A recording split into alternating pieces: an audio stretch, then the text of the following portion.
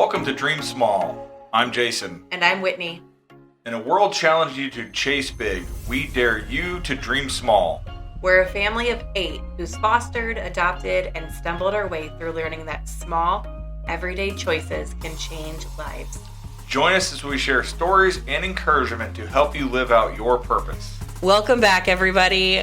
We're here for another episode, and we're so thankful that you're joining us and tuning in again. Yeah, we're going to do something a little bit different than we normally do today. We are going to share our top memories, the things we love about foster care, all that stuff. We're just going to share personal anecdotes about why we, despite all the challenges, we actually really love doing foster care. And we want to share some of those moments with you today. So Jason originally wanted to share the top 5 best moments, and I told him I can't do it. I had a complete block in my mind because how do you pick the top 5 best of anything? It's like, what kid's your favorite, right? I can answer that right now. Well, I can't. And it literally prevented me from being able to think of anything. So I was like, we're just going to have to highlight some of our favorite moments or experiences, like not specific or general, just whatever comes to mind.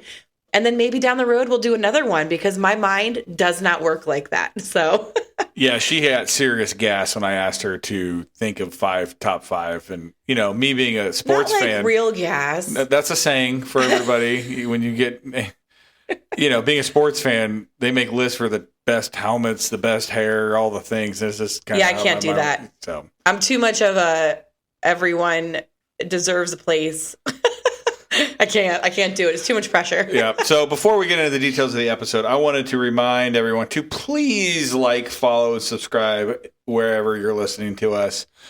We've been getting some really kind feedback and people appreciating what we are sharing.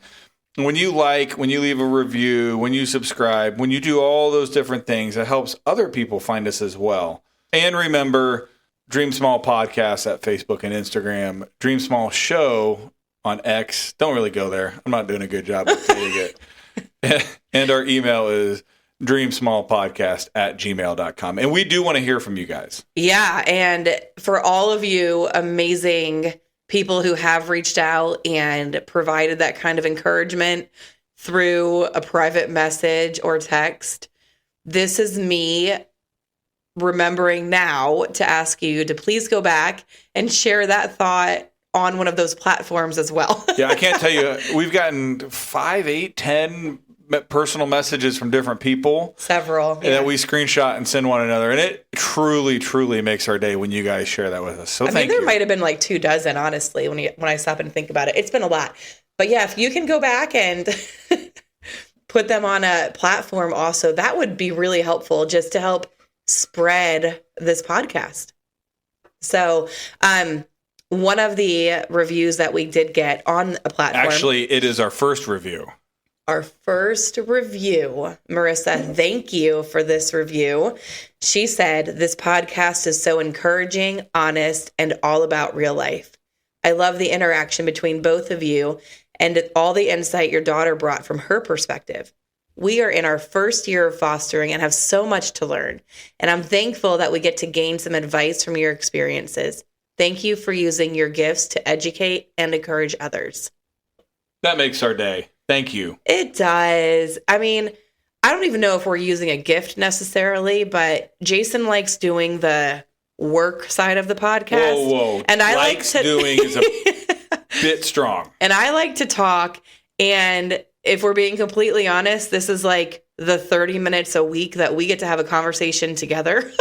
Whether or not anyone ever listens to it, it's really fun for us. And I think in a lot of ways, it's also healing. So it's kind of become our own little journals of our foster care. Yeah. We're sharing what's gone through it and help us process it. So as we get in the episode today about our top moments, our strongest memories, the things we've loved about foster care, whatever way to word it so Whitney doesn't get anxious about creating a list, I wanted to share a Bible verse with everybody first. And this Bible verse is up on my mirror in my bathroom because I was going through a season where I lacked a lot of joy being a dad, being a foster dad. And I needed a daily reminder of what being a dad meant. Psalm 127, verses 3 through 5, and this is from the New Living Translation. Children are a gift from the Lord. They are a reward from him. Children born to a young man are like arrows in a warrior's hands. How joyful is the man whose quiver is full of them. He will not be put to shame when he confronts his accusers at the city gates. All of my kids are not born of me, and I am no longer a young man. So that verse, I think, is just a good reminder for me, and hopefully is a good reminder for some of you. Well, I mean, Jason, you might not think you're a young man, but compared to Abraham, I think you are. Thanks, babe. You're welcome. Thanks. All right. Let's get into these moments of ours. I'm sorry, not specific moments, things, moments, memories. As my mom would say, and Sound of Music, some of our favorite things. Some of our favorite A few of my favorite things. So number one for me, because when I thought of this is the first thing that popped in my head, is I got a great big smile and a giggle from our 6-year-old when she was still an infant. And she was incredibly challenging as an infant. I mean, this poor kid, so she ended up having to get an NG tube and then a G tube. And at first, we would have to feed her 100 milliliters of formula over an hour. Oh, it was the worst. And then she would get upset and the exorcist vomit all over our family. Ew. Our carpet had to come up. That's how bad it was. So, I mean, it was hard. She was really fussy. And, I mean, I was running on very little sleep. It was just that verse from the Psalms I shared. I was not joyful. I hated being a dad in that moment. But I was getting her changed for bed. And for whatever reason, she just looked up at me and gave me a big old gummy smile. And it just made it all go away. Do you remember that when I told you? Oh, I do. I remember it was the same day that I reached out to some of my closest friends for prayer because I had been feeling the weight of all the stress and yearning for a positive connection with her. And just feeling like, man, I'm not feeling it. It's just hard and it's heavy and it doesn't feel good. And then, I remember that day and I remember that smile like it was yesterday. Yeah. Yeah. It was on our ottoman, our puke-stained ottoman that we still have. Yeah. And I mean, I don't want to say it made it all go away because that's a lie, but it completely refilled my empty bucket. It was a God wink for sure. Yeah, it was. I'd say one of my favorite parts, and I've talked about this already in the podcast, but if you're new here, you haven't heard it. One of my favorite parts about foster care in general, this is not a specific story, is the opportunity that we have to be a light. Because foster care is ministry, pure and simple. It's ministry, and it's not easy, and it's not rainbows and butterflies, and it's a lot of dark and a lot of heavy and a lot of hard and a lot of heartache and a lot of stress and trauma and all the things. And we have the opportunity to encourage other people, to build them up, to speak life into them. We have caseworkers that are burning the candle at both ends that aren't appreciated. It's not even that they're just not feeling appreciated. They're doing hard and heavy work, and it's not appreciated. They have over double the caseloads that they should have. These are humans who see the worst and are unfortunately at times treated just as poorly. We also have bio parents who need love and support and encouragement. Some of them whom have never experienced it at all. We have foster parents who need to feel seen and noticed and encouraged and built up. There's children who need to know that they matter and that they are loved. The list goes on and on and on. If you want an opportunity to bless someone, to be a light, to speak truth and life and love into someone's life, foster care has all the opportunities you could ever need. And if you just want to be quiet about it and love kids, you can do that too, because Whitney does that a lot better than me. She has taken that personal challenge. But yeah, that is a great way. That is a good way. That is an amazing thing, foster care. It gives you an opportunity to speak into lots of lives you would not otherwise get. I can't remember when it was. I mean, it was early on in our journey, but I remember someone came to our house, and I don't remember if it was a caseworker or a visit supervisor. And they basically said, they were like, yeah, we were told that you're like really big into Jesus. Remember that, Jason? It wasn't a case. It was a set of bio parents we had over for dinner because we had formed a Is that what it was? It was B-Man's. Yeah, yeah. It was his parents. They came over and the dad's words were, we heard you guys were super Christians. That's it. Super Christians. Yeah, I was like, well, I mean, I don't know what that means, but if there's something, if people are going to be talking about us in a way, I guess that's a good way to do it. I wish I had known that was coming and had a cape. I would have went and pulled it out of the kid's dress up drawer. Super Christian. But I think unfortunately, I think he meant that judgy, chin up, yeah, nose up in probably the air type, not mess of lives and hair on fire Christians that we are. Yeah, that's true. Second one for me, going back to that little smile and giggle, is when we finally got to adopt our now 6-year-old. It was 4 years ago. Wow. Yeah, 4 years. 4 years ago. We had been through so much with her.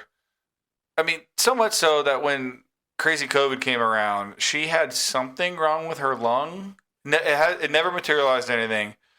But at the beginning of COVID, if you can remember the hysteria, she had something wrong. So Whitney and me were in super protective mode because the state was insisting that in-person visits happen. Yeah.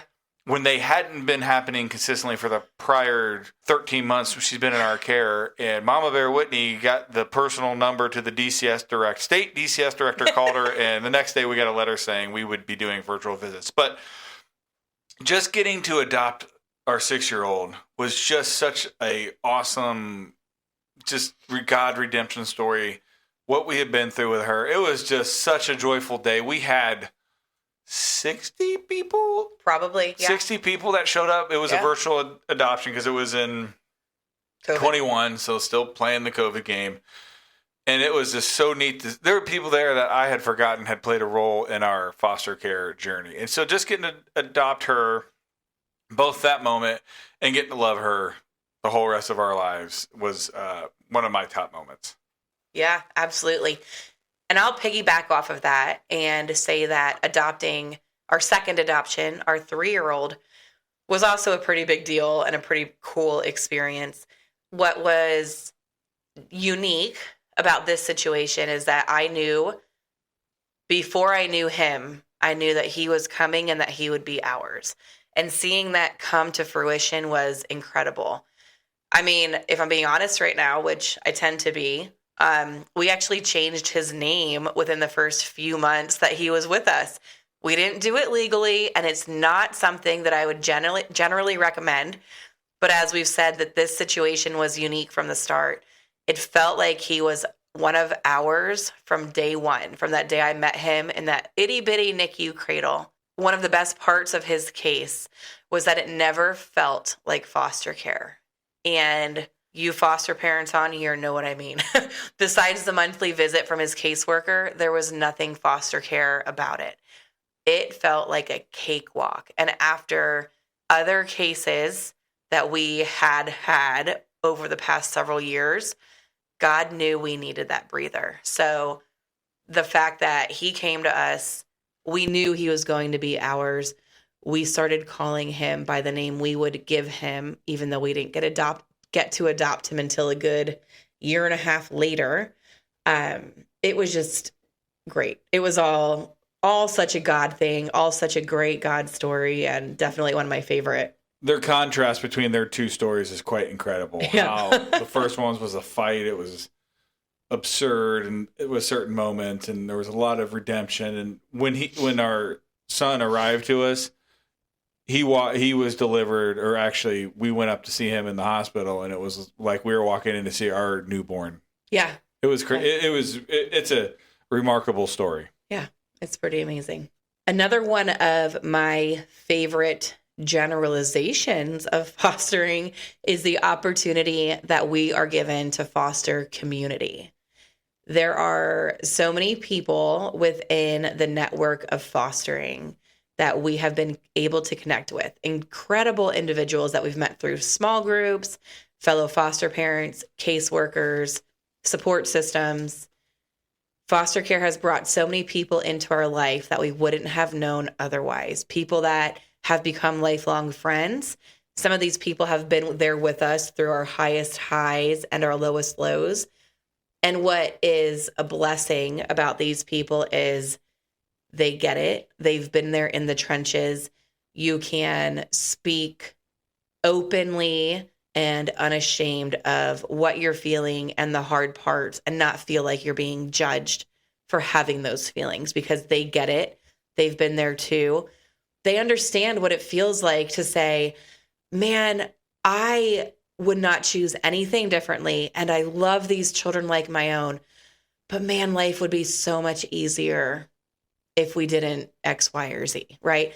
It doesn't come with the feelings of angst or betrayal that, I mean, that's a struggle. That's a constant tension. So the fact that, you know, there's people out there that you can link arms with and they fully see you and they fully understand you and you don't have to feel like they're really questioning what you're, you know, saying or doing. Yeah. I mean, I'm getting ready to embark on my normal summer hillbilly weekend, as my wife has affectionately called it, where I go over to Ohio for a dirt track race for a weekend. We rent an RV, and basically me, a fellow foster dad from here, and a buddy from college, we all go and sit in lawn chairs during the day and go watch racing at night. And basically it's our weekend to just dad and get away. And one of my best friends in the world goes with me from here, and he's a foster dad. And we have such a unique friendship just because of the uniqueness we go through. And I'm going to spring something on Whitney here. Our foster community. As we were sitting here, I didn't write it down in notes, but I'm going to say a name. Tamika. And how grateful I am for Tamika. Tamika. Oh, she was, and always will be such an incredible blessing. She was our very first FCM through our agency we were with. I don't know what her role was. I don't know. It doesn't matter. FCM. I don't know what she they call was. It. Foster care case manager. Yeah. It was that for a very brief time until she became a very close friend. She ended up moving out west, but guess who we hear from on our 6-year-old's adoption day and on her birthday? Who do we hear from? Miss Tamika. Every single year. Oh, how we love her. It was a sad day when she moved away. I mean, I don't know if it's because she was the first one, if she was really good at her job. I mean, she was. And she fought for justice. She spoke up for us and our family and our daughter's needs and fought. And she wasn't and she did it with such love and grace. I learned so much from her because I would have been going in there guns a-blazing, not having a filter, not being very kind, but man, she spoke tactfully and directly. She got her way. Yeah. She nailed the whole clear as kind thing. And wouldn't you know it, when she moved out west, what did she become? A foster parent. Who's now adopted. I didn't know that. Oh, yeah. Of course she did. Okay. They have a cute little guy. She is one of those friendships that we would never have had the opportunity to meet. And we are extremely blessed because of it.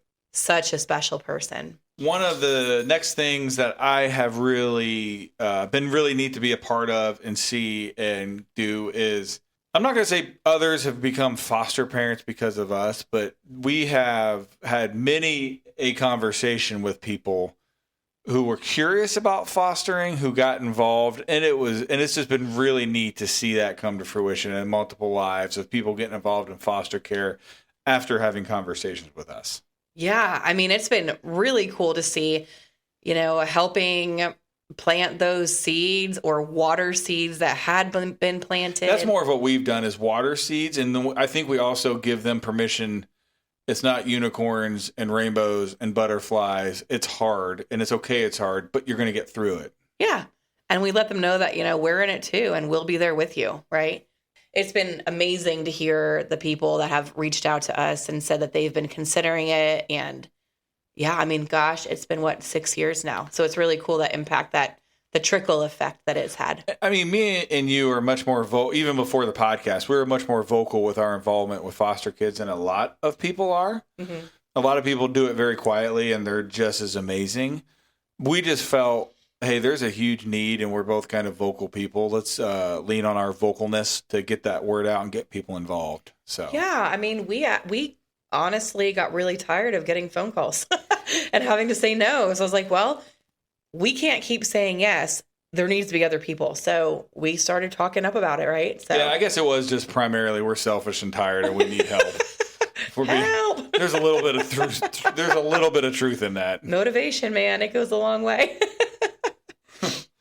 Another one of the really cool opportunities that I'm thankful for with our foster care journey is what I've learned about hair care. The hair care journey that I've been on for the past 7 years is just remarkable. And it's something that it's just one of those things that you don't know what you don't know. And I mean, goodness, the women who have stepped in and encouraged me and taught me without judgment, without rude assumptions, just pure strangers even. There was a woman in a Walmart parking lot, and I think we've mentioned this before already, but she just walked up to me and she said, "Hey, is this your daughter?" And I said, "Yes." And she said, "Can I give you some tips about her hair?" I was like, "Yes." I've had DCS workers. I've asked women that work with DCS that are in our home, am I doing okay here?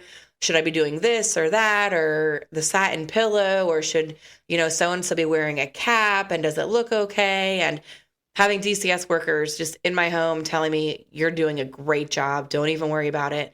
Having a visit supervisor offering to come to our house and braid our daughter's hair because our daughter is terrified to have anyone pulling on her hair. She's super tender-headed. I think we shared last week that she threw up on me when I was washing her hair. But yeah, it's just been incredible. The education I've learned, the value of what's behind honoring hair, and everything that's been provided. I mean, Jason and I both got to attend free classes on how to care for ethnic hair. And I mean, goodness, it's been a lot of trial and error for sure. It's interesting how much effort you've put into it, and how much, which it makes perfectly good sense now that we've learned a little bit, but how person A says you should do this, and then person B says you should do the opposite, which, yeah, of course, there's no equation for perfect ethnic hair, right? Just like there's no perfect equation for other stuff. It makes perfectly sense now that we're on this side of it. But when you're trying desperately to do a good job and you have no clue what you're doing, that was really frustrating. Yeah. But you persevered. You did good. Except swimmer's hair. We still learning. Still learning. But yeah, Jason's right. There's not a perfect equation. And now we have 4 beautiful children with all different types of ethnic hair, and they all need completely different care. Good news is our 6-year-old and the baby, I feel like, have very similar. Yeah. Once her hair thickens up, it's going to be similar. Yeah. So it's a journey, but it's been fun, and I'm honestly proud of it. So, all right. Next thing for me is being dad to these kids. We've had kids come into our house that have never had a relationship with a dad. And even if it's been for a weekend, a week, a month, years, whatever it is, getting to be dad to these kids is amazing. I mean, the kiddos we have in our home right now, the 2 we've adopted, they didn't know, they meaning the doctors, the staff, mom, didn't know who biological dad was. And our 2 kids in our care lost their dads in our care. And as a dad for little girls and boys, for me, I take that challenge personally, and getting to do it and seeing their smiles and daddy snuggle me, daddy cuddle me, daddy hold me, carry to my bed. Yes, I would be lying to you if at times I didn't roll my eyes and say, "Leave me alone." But that being a dad is a huge responsibility, and getting to do that for these other kiddos is one of my greatest joys. So many children have come into our home with no father figure, and then literally and figuratively, and them getting to experience what having a daddy should be like is huge. I mean, I'm not perfect. No, but I love them. Yeah. I mean, we are not perfect. If you thought that, I hope we've stressed that enough. We are not perfect. As we're riding home today from our little family excursion, talking about how much fun we had with our kids in the car for a 2.5-hour round trip. It's like, look what you did, Jason. You created all of this. Aren't you so proud you chose me? Yay, me. Yay. Oh, goodness. Another thing that I love about this calling to foster care is being able to fully know that I'm walking within God's purpose for my life. He always shows up. He has and continues to show up, whether it be with providing furniture or formula or flowers, finances, friends, or through family members. Cribs. Well, that was under the furniture. I was going with F's. Oh, my bad. Furniture. But yeah, he just shows up and he shows out, and we give him that opportunity to do so. And getting to give him that glory is so cool. It's just such a cool opportunity, knowing that even though we were not God's first choice for a child's family, that he's entrusted us with them for a season. We get to love them and perhaps help change their path.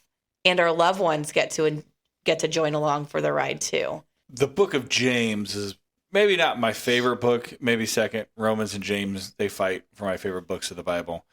And James obviously talks about how our faith should compel us to do good works. And just knowing that we are doing stuff that would be impossible on our own to do successfully. True story. Gives me such peace. We don't do it flawlessly. We undoubtedly have said yes when we shouldn't have, and said no probably when we should have said yes. All those different mixtures of things. But knowing we are walking out the best we can, what we feel God has called us to, is an amazing feeling. And it brings me great peace knowing we're doing that. Yeah. And getting to see God's story unfold right before our eyes. We can't share a lot of it, but we had a child who went home a couple years ago to a scary situation. And it was hard. It was hard to accept. And we didn't agree with it. And we weren't okay. We were not okay. It was sudden. Everything was wrong and hard about it. And we were not okay. However, that child has since returned. And we can look back and honestly evaluate our family and our life and our circumstances and know that had that child never left our home, we would have never met our son. We would have thought our home was at capacity. We would have never said yes when I got that phone call. But God opened up space in our home and in our hearts. And what he did was he expanded that space more than we ever could have imagined. And now everyone's under our roof that we ever prayed for. Yeah. Truly. Well, that we prayed would be back. Yep. Yeah. We will tell you what we can of her boomerang story, how it aligned with our life, and how it was probably the most possible inconvenient time in the history of our lives for her to come back to us. But we said yes. Well, that'll be a separate episode. That's to come later. Because it's all by itself. So far, we have shared a lot of our struggles and things with foster care. So we wanted to take some time to share the awesome parts, the fun parts. Without walking in hard places, you don't get to see God do a lot of things. If you're walking an easy path, God doesn't have the opportunity to interject himself in our lives. And I am extremely grateful that we're doing some hard stuff and God gets to show up and do only the things only that he can do. Amen. So some final thoughts as we wrap up and put a bow on this episode. For all of our fellow adoptive and foster parents out there, when the times get hard, when you're crying and laying in your bed, wondering how bad is tomorrow going to be, can I keep doing this? I'm going to challenge you to take a deep breath and think about some good memories.